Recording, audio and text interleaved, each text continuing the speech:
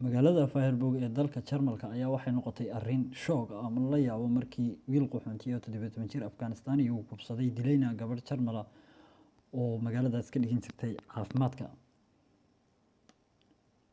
Arrintan ayaa noqotay arrin aad iyo aad u ragax badan isla markaana qabsatay baraha bulshada iyo internetka, taasoo keentay in qaxoontiga lagu dhaliilo isla markaana qaxoontigu ay noqdaan qaar ku cambaaraysan baraha bulshada iyo miidiyaha oo dhan.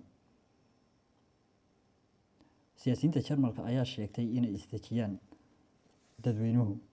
Aidan oo ah madaxa integrationka ama isdhexgalka ayaa sheegaysa in dembi kasta la baarayo ama la cadeynayo, wax macquul ah aanay ahayn in milyan qaxoontiya lagu ciqaabo khalad uu qof galay. Wakaaladda dambiyada dalkan ayaa sheegaysa ama caddaysay in uu dambiyadu hoos u dhaceen xagaagan kadib imaanshihii ay yimaadeen qaxoontiyo fara badan. Khabiiro ka tirsan dowladda Jarmalka ayaa sheegaya in dadka da'da yar laftirkooda la ilaaliyo isla markaana ay yar tahay sida ay dambiga ku galaan. Looyarad u dooda xuquuqda dumarka ayaa sheegaysa in ay dadkan yihiin dad ka soo cararay dagaal isla markaana stress haysto kana soo baxay bulsho aan furfurnayn. Sanadkii hore waxaa ka dhacday magaalada Cologne in faraxumeyn loo geystay dumar fara badan oo Jarmal ah isla markaana ay u badnaayeen dadkaasi Carab iyo Afghanistan ama dadka yimid waqooyiga Afrika.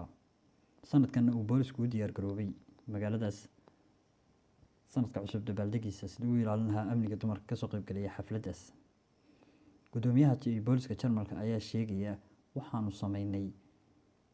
sameynay meelo ammaan ah oo dumarka ah. Waxaanu ogaan doonaa meelaha khatartu ka jirto, mana jiri doonto meelo aan la tegi karin. Booliskuna si fiican buu u diyaar garoobay, gaar ahaan Cologne. Magaalada Freiburg ayaaba xusuusan weli dhibtii soo gaadhay gabadha yar oo ahayd gabadh iyada laftirkeeda qaxoontiga aad u caawisa.